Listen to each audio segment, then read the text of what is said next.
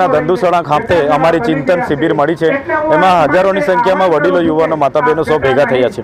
જે હાલમાં ગુજરાત સરકાર ગુજરાતમાં યુસીસી લાગુ કરવા માટેની તજવીજ હાથ ધરી છે, જેનો અમે સખત શબ્દોમાં વિરોધ કરીએ છીએ।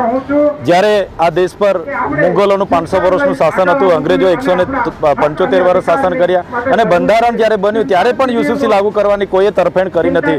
ત્યારે આજે યુસીસી લાગુ કરવાની સત્તા માત્ર ને માત્ર કેન્દ્રને છે, લોકસભા અને રાજ્યસભાને છે। ત્યારે ગુજરાત સરકાર બંધારણના સિદ્ધાંતોને નેવે મૂકીને પોતે કમિટી બનાવીને જે ગુજરાતમાં યુસીસી લાગુ કરવા જઈ રહેલી છે, એનો અમે સખત શબ્દોમાં વિરોધ કરીએ છીએ। આપણે સમાનતાની વાતો કરીએ છીએ, પણ આજે પણ એસસી, એસટી હોય, ઓબીસી, માઇનોરિટી સમાજ સાથે સમાનતા નથી।